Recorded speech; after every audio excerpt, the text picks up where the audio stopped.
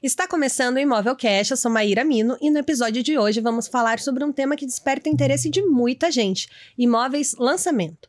Comprar um imóvel na planta vale a pena? Quais são as vantagens, os cuidados e o que você precisa saber antes de fechar um negócio? Se você está pensando em investir, sair do aluguel ou apenas entender melhor como funciona essa etapa do mercado imobiliário, fica com a gente porque o episódio de hoje está recheado de dicas, insights e experiências. E falando em experiência, hoje eu recebo ele, que é um dos nossos franqueados que mais vende lançamento dentro da rede Apolar, Josué Dias, franqueado Apolar Seminário. Tudo bem, Josué? Tudo bem, obrigado pelo convite. Obrigada a você por ter aceitado. Então, vamos aí, o que eu puder ajudar, vamos contribuir. Então, Josué, eu gosto de começar o nosso programa, principalmente quando o tema ele é de interesse comum dentro da nossa rede, explicando exatamente o que é o produto que a gente está abordando, né? Nesse caso, imóveis lançamento. O que enquadra um imóvel na categoria lançamento? Bom, você tem duas vertentes. Você tem o lançamento que é o na planta e o lançamento, o imóvel que acabou ficando pronto, ele é novo e ele pode ser considerado lançamento, porque não teve nunca alguém morou nele, né? Uhum. E tem aquela questão do habite-se, né? Sim. A gente tem um caso muito emblemático aqui em Curitiba, que foi aquele prédio que rodava perto do Parque Barigui, que ele não teve o habite-se. O que é, de fato, esse habite-se? O que o corretor precisa se informar antes de vender um imóvel, explicar para o cliente, porque tem aquela condição que só dá para fazer financiamento, depois... Claro. Né? Na verdade, o habite-se ele serve tanto para imóvel... o conhecimento, né, do imóvel novo quanto o imóvel usado. O que vai determinar se esse imóvel tem habite-se? O que vai determinar se esse imóvel tá averbado de si, que é a palavra que a gente usa? A matrícula. Na matrícula vai estar dizendo ali, se for um apartamento, a metragem dele, sempre falando no presente. Às vezes as pessoas se confundem quando elas pegam uma matrícula do imóvel que foi vendido na planta e está escrito todos as características do apartamento tá no futuro. Conterá metragem tal. Tô sempre falando no futuro. Isso ainda quer dizer que o imóvel não está averbado, quer dizer que ele não teve o habite-se. E o que é o habite-se em si? Quando a construtora faz a aprovação do projeto na prefeitura, ela tem que seguir exatamente o que ela apresentou para a prefeitura. Depois disso, ela faz uma vistoria, quando nos casos maiores tem vistoria de Copel, Sanepar e da própria prefeitura em si, e até dos bombeiros, para ver se está tudo certo, estando tudo certo, paga os impostos, o imóvel fica apto para financiamento. Existe a modalidade de você poder financiar sem o imóvel estar averbado. Isso quando a construtora tem uma parceria, por exemplo, com a Caixa Econômica, onde ela consegue aprovar o projeto com a Caixa e a Caixa financia essa obra. Então, todas as etapas a Caixa Econômica vai estar acompanhando o decorrer da obra e liberando crédito para essa construtora conforme o andamento da obra. Ao mesmo tempo, ela empresta o dinheiro para o comprador poder comprar essas unidades. Então, é uma vantagem que ajuda o comprador, que pode comprar geralmente no lançamento, paga mais barato. A construtora, que não precisa injetar o dinheiro do caixa dela e trabalha com o dinheiro da Caixa. E a própria Caixa Econômica Federal, que ganha dinheiro tanto emprestando para o comprador quanto para a construtora. E essa questão do habite-se, ela vale tanto para empreendimentos verticais quanto para horizontais? Tipo, o construtor está fazendo um condomínio de casas, de sobrados. Ele também precisa ter esse habite-se? Sim, qualquer construção, seja ela residencial, comercial, enfim, ela precisa ter o habite-se. Na verdade, ela precisa ter. Para ela ser apta para o financiamento, ela tem que ter esse ok da prefeitura. Entendi. E quando a gente está falando de lançamento, a gente fala sobre financiamento, né? A gente estava conversando aqui nos bastidores e isso é uma questão que pega muitos corretores, principalmente os que estão entrando agora no mercado, têm dúvida. Como que funciona o financiamento de um imóvel lançamento? Porque tem aquela questão do balão que você tem que dar. Como que ele explica isso para o cliente? E isso muda de banco para banco ou não? Sim. A gente pode ficar aqui a tarde inteira conversando sobre esse assunto de financiamento. Mas vamos trazer... Existe mais vantagem para o imóvel novo, isso é fato. Cota maior de financiamento, enfim, porque o imóvel novo fomenta muito emprego, a construção civil. Então, existe esse favorecimento para o imóvel novo. Porém, o usado também tá aí, sempre vive no mercado. A gente tá passando por um momento que a taxa de juros está um pouco alta, infelizmente, mas é o que a gente costuma falar até para os corretores e até para os clientes. O imóvel que você vai comprar hoje, que a taxa de juros mais alta, não é o imóvel que você vai comprar daqui 2 anos com a taxa de juros mais baixa. Sim. Então, aproveite a oportunidade, compre agora e depois você pode negociar, fazer uma portabilidade de crédito ou negociar com o próprio banco para que o juro seja reduzido. Até porque a gente está falando aí num 360 meses, alguns casos até 420 meses de contrato. Então, sempre há uma negociação. E investir em um imóvel lançamento, você acha que é uma boa prática quando a gente fala de investir no mercado imobiliário? Porque por questão de valorização do imóvel, a gente sabe que comprando na planta ele custa um valor, ao longo da obra ele vai subindo o valor daquele metro quadrado. O que você aconselha para o corretor que queira começar a trabalhar o lançamento ou que está vendo no lançamento um pouquinho mais de futuro ali, principalmente no ano de 2025? Claro, eu acho que eu vejo 2 oportunidades. Primeiro, para o investidor, vamos pensar no investidor. Existem muitas construtoras menores que ainda não têm esse crédito à caixa ou elas não querem pagar a burocracia que tem, porque não é um processo tão simples. Você tem que atender algumas diretrizes. E tem algumas construtoras vendendo unidades no início da obra para alavancar a própria obra. Então, eles vendem praticamente ao preço de custo ou muito próximo do custo, para poder alavancar essa obra dela. Para quem está comprando é uma vantagem, porque compra um imóvel geralmente bem abaixo do valor praticado. E quando chega na hora da revenda, pode fazer uma transferência direta, enfim. O investidor consegue lucrar com isso. Ou até, possivelmente, depois mobiliar esse imóvel, alugar e ter uma rentabilidade legal. A questão da pessoa comprar na planta sempre vai ser mais barato do que ela comprar depois. Como eu te falei um pouco antes, a gente vive um reflexo hoje da pandemia. É um assunto antigo, mas atual. Sim, que 5 anos a gente fala parece tão distante, mas foi ontem, né? Sim, sim. E assim, o que aconteceu naquela época? Todos os setores pararam, mas a construção civil não parou. Ela continuou. Então, continuou o consumo de materiais e mão de obra. E com essa alta demanda, aconteceu que tudo quanto mais aumenta a demanda, mais o custo vai aumentar. Então, o custo realmente aumentou bastante de lá para cá. E ele continua aumentando. A gente vê isso reflexo bastante nos imóveis novos. Hoje você fala em custo de valor de venda R$10 mil no metro quadrado, é normal em Curitiba. Se falasse isso na época da pandemia, era um absurdo. Só pegava bairros específicos. Então, sempre vai ser vantajoso comprar, porque o construtor ele não vai diminuir a margem dele, não vai ter prejuízo, ele sempre vai repassar o custo. Claro que o salário não acompanhou a valorização. Então, qual está sendo a saída? Qual eu, Josué, vejo a saída que os consultores têm optado em fazer para que as pessoas... Não adianta nada, eu falo que a consultora ela vive de vender, ela não vive de construir. Sim. Então, qual que é a saída, né? Diminuir o tamanho dos apartamentos, dos imóveis. Isso é notável. Em Curitiba, um boom de lançamentos com estúdio. E muitos apartamentos por andar, né? Isso. O estúdio a gente falava antes em 30 metros, 35 metros. E sempre em região central, né? Agora se fala em 16 metros quadrados. Claro, eu vi um de 9 esses dias. Acho que é o menor de Curitiba. Então você pega... Mas qual que é a diferença, né? Você vai pegar um apartamento desse e vamos falar em R$200 mil numa localização privilegiada. Então, será que não é melhor a pessoa morar numa localização que ele não vai ter que ficar fazendo um vai e vem de carro, paga R$200 mil, do que pegar um bairro mais afastado e pagar praticamente esse mesmo preço, só que qual que vai ser o custo dele mês a mês aí para poder custear isso? E o apartamento tá menor, mas as áreas comuns estão bem assim... como é que eu vou te falar?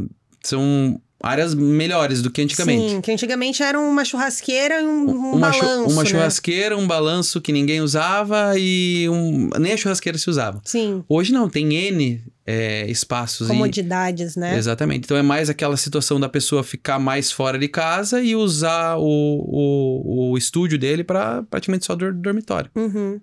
E deixa eu te perguntar, nessa onda de condomínios clube, né? Curitiba deu um boom de condomínio clube, acho que foi logo depois que o Botânica veio. Sabe aquele prédio perto do Jardim Botânico? Eu acho que ele lançou uma tendência bem...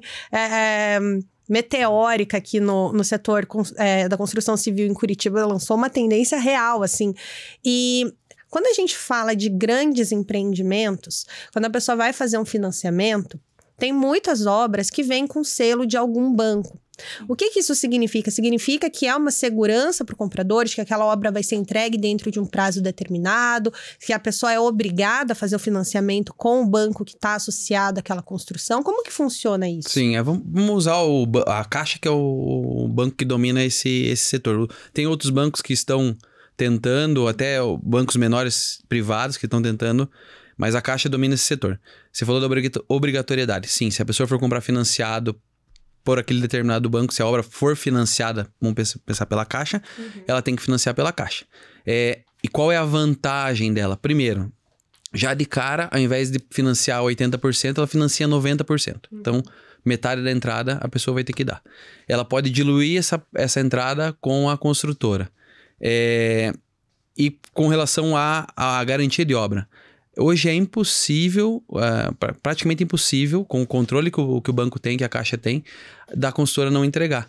Porque ela não adianta, o banco não adianta dinheiro para a consultora.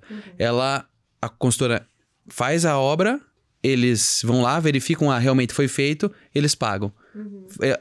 Avançou a outra etapa, tá ok, foi pago. Então... Eles vão pagando por etapas. Exatamente, por etapa. E a Caixa exige um mínimo de unidades comercializadas para que esse empreendimento seja alavancado. Então, o que acontece nessas unidades? Geralmente ali vamos falar em 30%, que é a regra, mas pode ser mais ou menos.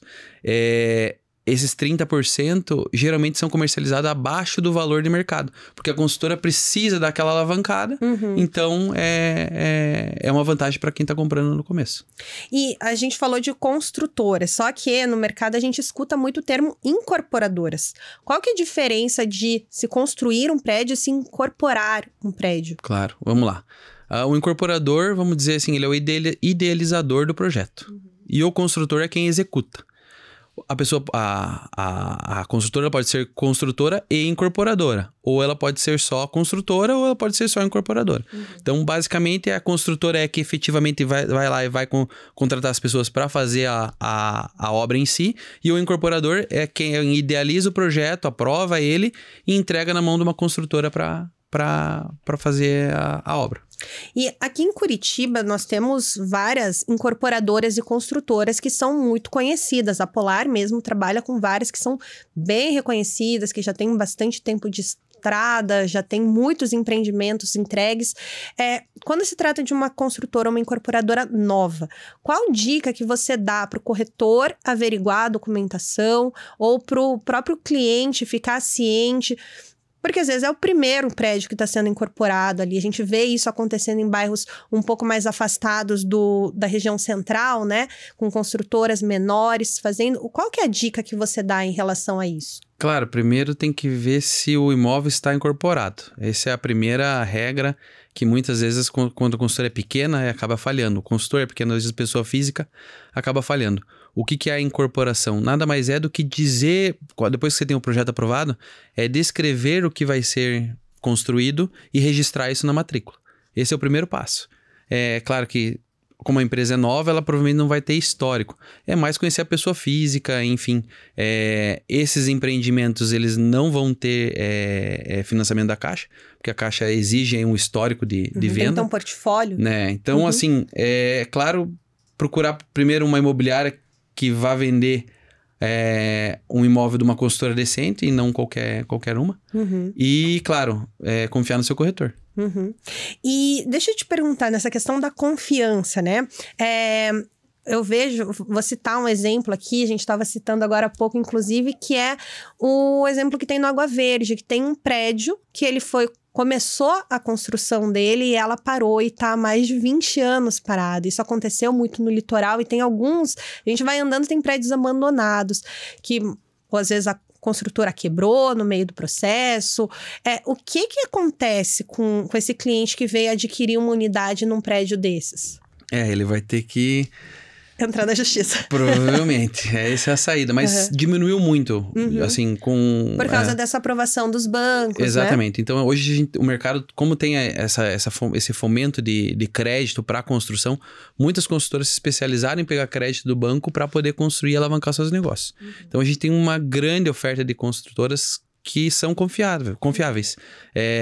Volto a dizer, o sistema é muito seguro da questão do banco estar financiando uma construtora. É praticamente impossível a construtora não terminar. E vamos pensar, num momento lá ela não terminou, teve algum problema. O banco assume? O banco pega e traz outra construtora para fazer, para terminar a obra. Claro, às vezes vai demorar um pouco, mas resolve. Não acontece o que você falou, de acontecer do prédio ficar lá inacabado e enfim, trazer prejuízo para todo mundo. E dentro desse processo, né, eu citei um que fica perto da minha casa, eu vejo muito o que está acontecendo com bairros, que é o caso do meu, que era muito residencial, de casas planas, sobrados, e agora chegou grandes incorporadores e estão dominando. Curitiba está passando por esse processo de verticalização, né? A gente citou agora há pouco até uma tendência de imóveis que está sendo construída e está tendo muita demanda de compra. O que você acha desse comportamento? Assim, qual que é o futuro que você vê para Curitiba na construção civil e com o mercado imobiliário? Eu acho que é natural. Toda e qualquer cidade vai verticalizar. Eu acho que existem algumas coisas que poderiam ser melhoradas, mas hoje, por exemplo, Curitiba usa muito subsolo, né? Faz subsolo para fazer as vagas de garagem. No meu ponto de vista, é um atraso, porque você fazer subsolo, você tem que cavar, fazer contenção, vai ter problema de umidade, porque o solo tem água. Se você conseguisse hoje fazer, por exemplo, igual Balneário Camboriú, não falo, cara, jogar o prédios arranha-céu. 200 andares. Não, isso não. Mas digo, as vagas de garagem para cima, respeitando um padrão, enfim, acho que baratearia o valor do imóvel, porque o custo ia diminuir, porque hoje o custo de você fazer um subsolo é alto, gera manutenção pro condomínio depois, porque nós estamos falando de uma garantia de 5 anos, mas você sabe que às vezes é uma infiltração, alguma coisa que venha do subsolo, da água. Que é instável, né? É instável, pode acontecer depois de 10 anos. Então, acho que aí teria um ponto que a prefeitura poderia mudar e melhorar, acho que ajudaria todo mundo, construtor, comprador e vendedor. E acho que é natural acho que a gente está passando por um momento onde as pessoas vão voltar a migrar para o centro. No meu ponto de vista, os imóveis vão ter sei se os imóveis antigos vão ser transformados em moradias menores. Eu acho que vai ter mais essa percepção do comprador de querer morar em locais que te atenda melhor, seja com uma farmácia, seja com um mercado, enfim. Então, acho que a tendência é, claro, dos imóveis diminuírem, isso é fato, e estarem melhores localizados. E a gente falou aqui agora da prefeitura, e isso não se atenta somente a Curitiba, eu acho que isso pega qualquer cidade, né? Que quando chega uma incorporação grande em determinado bairro, tende-se a mudar muito o entorno, né? Melhoria de vias, mais comodidades próximas. Você mesmo citou agora que as pessoas têm essa tendência de procurar escola próxima, ponto de ônibus, farmácias, mercados, porque cada vez mais a gente quer fugir do trânsito e fazer coisas a pé, né? Se a gente pode resolver as nossas pendências ali e agilidade do dia, isso facilita muito a nossa vida, né? Dentro desse processo, o que você acha, assim, em relação à valorização? Porque quando eu vejo isso acontecendo muito em bairros que ficaram esquecidos por um tempo, que é o caso de Vila Isabel, o Baixo, Água Verde, Portão, eles ficaram esquecidos das grandes incorporadoras por muito tempo, e agora elas viram ali um potencial construtivo, e começou a mudar muito as vias, e isso começou a valorizar muito os imóveis usados. Isso reflete mesmo quando chega um grande empreendimento, uma nova opção de moradia que interfira no ao redor. Como que fica o imóvel de terceiro que está ali nas proximidades? Claro, acho bem pertinente a tua pergunta. Com certeza, vai sempre valorizar. Até porque se a gente pensar um terreno vazio, hoje, vamos pensar um terreno grande que tem, sei lá, uma testada de uns 50 metros ou 100 metros, que é a frente dele. Provavelmente ela vai estar mal cuidada, porque ela não tem um dono. É um terreno lá jogado. Agora, a partir do momento em que vai ter um condomínio ali, vamos, sei lá, morar 200, 300 pessoas, vai ter uma calçada bem cuidada, vai ter uma jardinagem bem feita, vai ter uma segurança, câmera de segurança. Então, isso, obviamente, valoriza. Acredito que existe bastante essa tendência de valorização, tanto para o novo quanto para o usado. O novo, ele não acompanha, o usado, ele não acompanha a valorização igual do novo. Até porque, se a gente for comparar, vamos comparar com o mercado de veículos. O mercado de veículos tem uma tabela, hoje que você fala uma tabela FIP e tal, qualquer um consegue, quanto vale meu carro? Consegue ir lá olhar. O imóvel, eles são inúmeras variáveis. Posição, andar, posição solar, se o quarto se o banheiro tem ventilação, se o banheiro não tem ventilação, se tem sacada, se não tem sacada. Então, até acabamento, né? Às vezes a pessoa faz uma obra, o apartamento da frente custa mais do que o meu. Exatamente. Então, assim, o novo, você consegue tabelar. Você vai lá na construtora, você olha, a tabela dele é esse valor. Você olha na outra, uma localização parecida, é esse valor. Agora, o usado, você não consegue. E quando vai aumentando a demanda, esse valor vai subindo. Eu costumo falar que existe uma grande oportunidade nos usados. Você encontra... a gente tem perto do escritório, a gente tem um exemplo que foi construído um prédio na esquina, média de 220 metros quadrados, deve ter. 3 suítes, 3 vagas de garagem. Estamos falando em 3 milhões de reais. Eu sei qual prédio que é, lindíssimo. Do lado, a gente tem uma cobertura para vender, uma cobertura antiga, deve ter uns 30 anos, mas é uma cobertura na mesma localização. Ele é uma vaga, claro, temos que levar em consideração isso. A metragem dele é de 220 e ele tá por 720 mil reais. Então, você está falando 1/3 do valor da cobertura que é do lado. Claro, se você... temos que comparar que, claro, não é a mesma coisa, mas é a localização idêntica. Sim. Então, às vezes, a pessoa que não quer investir tanto e quer morar na mesma localização, ela tem essa oportunidade no imóvel usado. E deixa eu te fazer uma pergunta. Quando a gente fala de uma comparação mais bruta de um imóvel usado para um imóvel novo, principalmente nesse comportamento, né, nessa mudança da visão do usuário, que hoje em dia a gente tem apartamentos cada vez menores, andares com 10, 12 apartamentos no mesmo andar, e antigamente era comum 2 apartamentos por andar, sem muitas áreas comuns, mas um empreendimento antigo, o condomínio ainda é mais alto que o do novo, porque tem aquela questão do rateio. Com a sua experiência, você sente que isso é um peso na hora da escolha do imóvel, o valor do condomínio? Com certeza. A pessoa prefere morar num estúdio bem menor, do que morar num apartamento maior?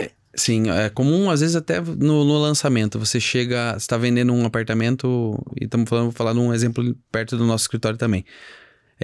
Apartamento 3 quartos, média de 800 mil reais, 2 vagas de garagem, 3 quartos. É recorrente quando o cliente entra para saber sobre o empreendimento, perguntar se a portaria vai ser remota ou se a portaria vai ser presencial.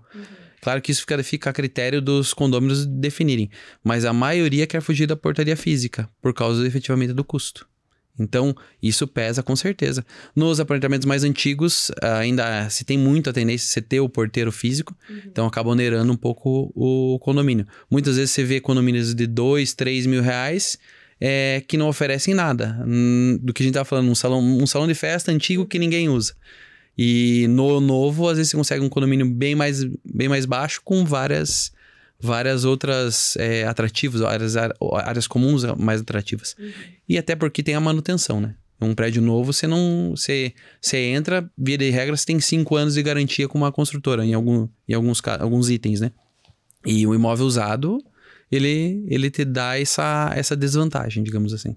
Eu achei bem interessante um ponto que você citou agora há pouco, que a gente tem uma margem de valorização do imóvel, né? Tanto para novo quanto para usado. E que as pessoas falam muito, tá com uma taxa alta, o financiamento tá difícil.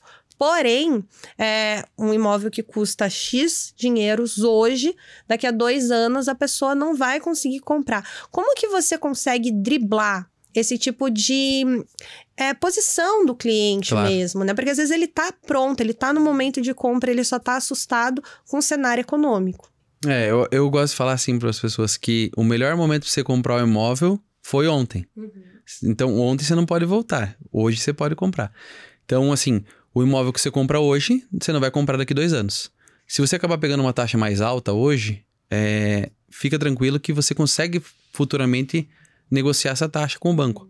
Seja ou com o próprio banco ou fazendo uma portabilidade para outra instituição. Na época da pandemia, que a gente chegou juros a 6,3, numa taxa normal, houve muito essa migração de contratos. Então, acho que assim, é melhor você se garantir, digamos assim, nesse momento, do que esperar lá na frente e talvez você não consiga comprar, enfim. E outra situação, isso principalmente para o comprador. Se a taxa de juros está alta, a demanda às vezes está um pouco menor, será que você não consegue uma negociação melhor com a construtora ou com um imóvel de terceiros?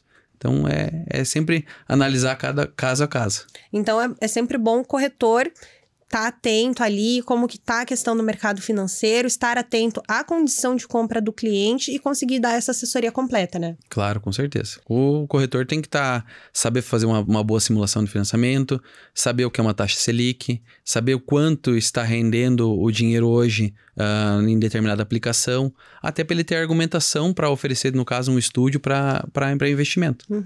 E falando em investimento, quando a gente fala de imóvel lançamento, é possível já mostrar uma margem de valorização daquele imóvel para o cliente quando o imóvel está na planta? Eu costumo sempre, eu uso estratégia minha, né? Eu não gosto de, às vezes, prometer para o cliente algo daqui, a gente está falando no lançamento, 2, 3 anos. É praticamente impossível você prever o que vai acontecer. Mas eu sempre costumo falar assim para o cliente: olha, esse imóvel que você está comprando na planta hoje, por exemplo, aconteceu um caso lá que a gente vendeu uma construtora, as unidades eram a partir de 170 mil reais. Eu falava assim para os investidores: hoje, se você comprar esse imóvel, se ele tivesse pronto hoje, ele ia valer no mínimo 270. Lá na frente eu acho até que vai valer um pouco mais, mas eu prefiro que esse meu cliente volte e fique feliz comigo e fale: obrigado, você prometeu 270 e deu 290, do que o contrário, falar 290 e aconteceu um 270. Então, acho que essa é uma boa estratégia. E sempre analisar o que aconteceu, né? O que passou. A gente comprava apartamentos aqui um apartamento simples no Campo Comprido, na época da pandemia, por 115 mil reais. Hoje, estamos falando nesse mesmo apartamento, 180. Então, e esse eu tô usando assim bem a base da pirâmide, aquele apartamento bem antiguinho, já mais Coab. Esses têm um potencial menor de valorização. Mas teve estúdio que a gente vendeu na época de 2019, vendeu por 130 mil reais, hoje é 330 mil reais. Então, acho que sempre a tendência é subir. Não vejo como o mercado anda para trás na questão do mercado imobiliário. Principalmente numa cidade como Curitiba, que não tem mais para onde expandir, né? Então, a tendência é que cada vez mais, até os bairros mais marginalizados, eles tendem a valorizar, a crescer, porque o centro está começando a ficar estagnado ali de terrenos, né? Daqui a pouco vão começar a incluir prédios. Mas com certeza. Eu acho que isso o futuro. É o futuro, é natural. Ou reformar eles, né? Esse é o caminho. E assim, o que Curitiba se destaca é a qualidade de vida. Então, eu vejo assim uma migração de pessoas que podem trabalhar agora no online, não precisam necessariamente estar alocadas nas cidades que a empresa contrata ficam, e migram para Curitiba pela qualidade de vida. Você tem uma boa segurança, menos trânsito. A gente sabe que a gente fala em 15 minutos, você atravessa Curitiba. Sim. Então... E atravessa reclamando ainda. Nossa, peguei o trânsito, ficou 3 carros da tua frente. Exatamente. Então, acho que ainda existe uma boa gordura aí para esses imóveis valorizarem. Uhum. E deixa eu te perguntar, que é impossível receber você aqui e a gente não falar da questão de tecnologia, né, que você citou agora há pouco. Logo que eu entrei na franqueadora, eu lembro que você foi um dos primeiros ali que capinou a questão do Instagram no mercado imobiliário, né? Numa época que ninguém usava, que não se via potencial. A gente sabe que a pandemia, ela mudou muito o comportamento do mercado imobiliário, não só do imobiliário, mas do mercado em si, em relação à plataforma, né? Hoje em dia eu já acho que o Instagram passou um pouco do limite, inclusive virou um grande e-commerce. Total. Né? Mas como que você vê a presença da tecnologia, principalmente quando a gente está falando de grandes incorporadoras que têm feito o uso da tecnologia muito forte na questão da divulgação dos imóveis? Claro. Como que você enxerga isso? Eu acho que é um caminho sem volta. Você falou lá na época do Instagram, era bem engraçado, porque era algo que a gente investia. Era você sozinho fazendo. Era sozinho, bem amador. Acho que eu fazia até com um pouco de pé atrás, será que vai dar certo? Enfim, mas não desisti. Fui até o fim. Acho que hoje, imobiliária que não estiver no Instagram, Facebook, enfim, qualquer outra rede social, ela tá fadada ao fracasso. O corretor também. Ele não precisa ser consumidor, mas talvez entender... Um expositor, divulgar, entender como funciona a plataforma. Você vê hoje Instagram, Facebook, não só no mercado imobiliário, né? Mas... tem inúmeros produtos sendo comercializados. Acho que aproximou muito a ponta, né? Então, às vezes, aquele pequeno, aquele pequeno dono de empresa, ele consegue hoje comercializar o produto dele no Brasil inteiro, às vezes até fora. Gastando muito pouco, Gastando muito pouco, ele consegue atingir um público maior. E no mercado imobiliário não é tão diferente disso, né? A gente era muito dependente dos portais. Acho que hoje isso... O portal ajuda, claro, mas já não é mais o foco principal. E o mercado imobiliário, isso aí, é cheio de mudanças. A taxa de juro alta, taxa de juro baixa, sempre vai ter. É muito volátil, né? É muito volátil. A gente vive num país que, infelizmente, é instável, mas eu costumo dizer que quem comprar o imóvel, e seja para moradia, para investimento, e tiver paciência, é impossível ele fazer um mau negócio, ele ter prejuízo nesse negócio. Claro, seja bem orientado com o corretor, com uma imobiliária, mas eu não vejo como ter prejuízo se a pessoa fizer as escolhas certas, e tem várias opções que ele pode encontrar aí, principalmente com a gente aqui na Polar. E você acha que essa questão, voltando ainda para esse gancho da tecnologia, os materiais que você recebe de construtoras. Claro. Antigamente vinha muito aqueles books maravilhosos, impressos, e hoje em dia ele meio que caiu no esquecimento e está sendo investido em vídeos 3D, visitação 3D. Como que você tem acompanhado essa mudança e a recepção dos clientes em relação a ela? Para eles é mais cômodo receber um tour 3D do que visitar o imóvel? Como que você vê isso hoje no mercado? Eu acho que tudo mira na questão do custo, né? Aqueles books que eram maravilhosos, caríssimos. Né? E muitas vezes eram descartados porque não era para o cliente, talvez para aquele cliente, ele descartava e o custo era alto. Hoje com Tour 3D, com vídeo, enfim, até com a realidade virtual, você consegue mostrar como vai ficar o apartamento e você consegue disseminar isso para as pessoas com um custo bem inferior. Lá atrás a gente falava, as construtoras costumavam fazer construir um plantão de vendas, fazer um apartamento decorado, e daí quando ia começar a obra, quebrava tudo, ia pro lixo, digamos assim. Então isso era custo.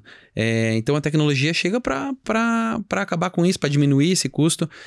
Muitas construtoras optando por ter uma central de vendas, então ele não tem mais o decorado dentro do empreendimento, ele tem uma central onde ele tem vários decorados, onde ele consegue mostrar para o cliente a planta, finamente decorados, é óbvio, né? Então, assim, acho que isso enche os olhos do cliente.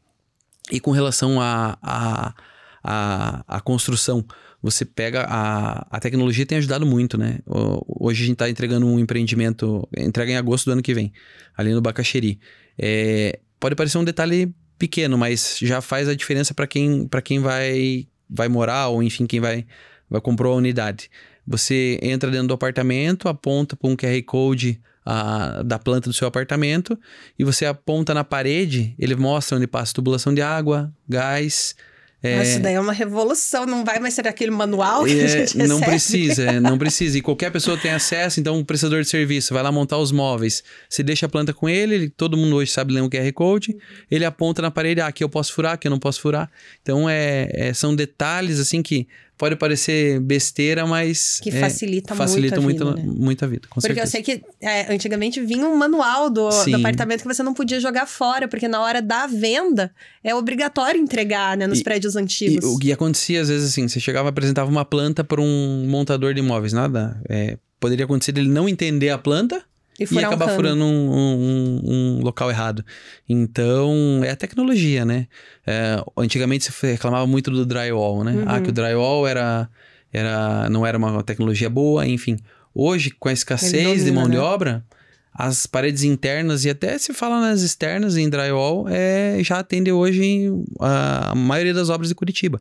Então, o mercado ainda tem muito a evoluir, principalmente a construção civil em si, ainda ela é muito artesanal, mas tem várias tecnologias que podem fazer com que o custo diminua e a velocidade da obra seja mais rápida. Que a gente vê, né? Eu assisto muito programa como Irmãos à Obra. Mas a gente vê a forma que eles fazem no exterior, né? De construção. Tem aquelas máquinas enormes para jogar cimento. Sim, e hoje em dia, diferente. Às vezes, você passa numa construção, tá aquele miolinho lá rodando. Mas eu vou te falar assim, o mercado americano é legal. Eu acho até bem prático, assim. Mas no fim do detalhe, no acabamento, eu acho que o brasileiro sai disparado. A gente tem esse mais cuidado com essa situação, sabe? Mas, claro que tudo que puder somar para diminuir custo e agilizar uma obra, tenho certeza que as consultoras vão adotar até para se manterem mais ativas no mercado. E dentro desse crescimento todo que a gente vem falando, e não só aqui no programa, mas na vida da corretagem, é normal que exista essa... Como que eu posso dizer? Essa migração de bairros que são mais horizontais se tornar verticais, né? Como que você vê essa questão da venda de grandes áreas? A gente já teve um programa, inclusive, sobre grandes áreas, porque vai se tornar cada vez mais comum na rotina do corretor ter que lidar com uma incorporadora que vai chegar e falar, eu quero aquela quadra inteira, quero metade daquela quadra para construir um empreendimento. Como que você vê isso dentro da rotina do corretor? Vai se tornar mais comum? Eu acho que existe uma escassez de grandes áreas. Hoje uma construtora, por exemplo, se ela quer a 1.500 metros quadrados, muitas vezes ela vai ter que negociar 2 ou 3 terrenos. Então, vai muito da habilidade do corretor, com certeza, de explicar para esses 3 vizinhos, esses três sócios, vão virar 3 sócios, de que muitas vezes os 3 terrenos juntos vão valer mais do que se cada um vendesse o seu individualmente. Porque o potencial que a construtora vai conseguir ganhar com a venda desses terrenos unificados vai ser muito maior. Então, vai depender muito mais dessa negociação que o construtor que o corretor vai ter com esses indivíduos para poder viabilizar projetos. Até porque, como te falei um pouco antes, tem muita construtora hoje que só quer fazer construção a partir de um VGV de 40 milhões. Então, nós estamos falando o que é um VGV, né? Para que às vezes quem não sabe. VGV é o valor que vai gerar toda a venda das unidades. Então, todas as unidades vendidas gerou quanto? 40 milhões? Esse é o projeto mínimo que eu aceito. Então, para fazer isso, precisa ser um terreno maior. Muitas vezes vai ter que fazer esse agrupamento de unidades. Entendi.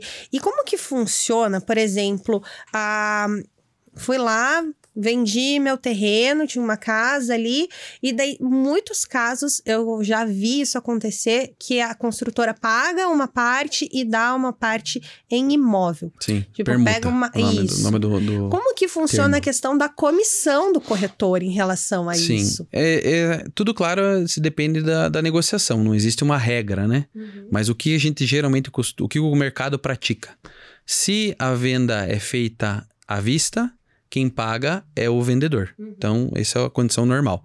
Se a venda é feita 100% permuta, geralmente quem vai pagar essa comissão a construtora. Entendi. Porque ela tá colocando os imóveis. E a questão da permuta é um bom negócio para os dois lados, no meu ponto de vista. É claro que às vezes as pessoas estão no anseio de repegar o dinheiro para usar para alguma coisa, enfim.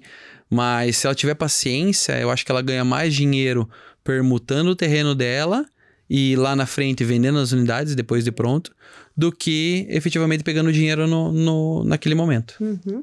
E falando em comissão, quando a gente fala de construtoras, né, que a Polar tem parceria com várias, como que funciona a questão do comissionamento do corretor? Ele é 6%? Existe uma variação ali junto das construtoras? Eu sei que tem construtora que paga um pouco a mais, que paga um pouco a menos. Como que funciona essa parte? Bom, é um livre mercado, né? Então, você vai encontrar condições que você encontra 4%, 5%, 6%. Às vezes, o 6% é um pouco mais difícil, porque o pessoal mais antigo vai lembrar. Por que sempre foi 5%? Porque se 1% que a construtora não pagava, ela usava em divulgação. Então, hoje você divulga a divulgação de marketing, decorado, enfim. E a imobiliária tinha só o trabalho de trazer intermediar. Mas hoje você encontra premiação, tem consultora dando carro, viagem, iPhone, bônus por venda. Tudo vai depender da construtora. E eu vejo isso um lado positivo para o corretor, porque assim, claro, eu entendo que você tem que encontrar o imóvel perfeito para o seu cliente. Mas, se às vezes uma construtora ou outra te oferecer um bônus a mais, você pode trabalhar mais esse empreendimento, focar mais nele. Claro que, volto a dizer, não tem como você hoje forçar um cliente a comprar alguma coisa. Se você partir para esse princípio de forçar alguma coisa para o cliente só porque você vai ganhar um bônus, alguma coisa assim, eu acho que você está fadado ao fracasso. Você vai acabar perdendo esse cliente vai acabar comprando... E tem aquele mito, né? Se você pensa na comissão ou no teu bônus, você não vende, né? Exatamente. Mas eu acho que é benéfico para esse mercado, assim, ter esses bônus, até porque a gente sabe que vender um imóvel não é algo tão simples, não é algo tão fácil, né?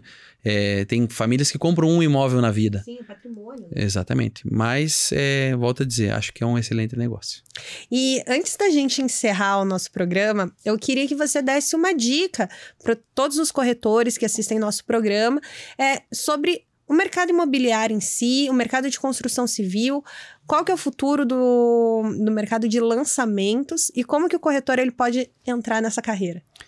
Olha, ter muita resiliência, isso é fato. É uma profissão, volto a dizer, é uma profissão para poucos, porém, os ganhos podem ser exponenciais. Então, às vezes, aquela pessoa que está desacreditada, que está querendo mudar de área, ela consegue se alavancar através da venda de imóveis. Porque, querendo ou não, os valores são expressivos, né? Você pega lá um vendedor hoje de um imóvel, ele ganha uma comissão baseada no valor de venda desse imóvel. Agora, se for colocar nada contra mais um vendedor de sapatos, a comissão dele é bem menor. Sim.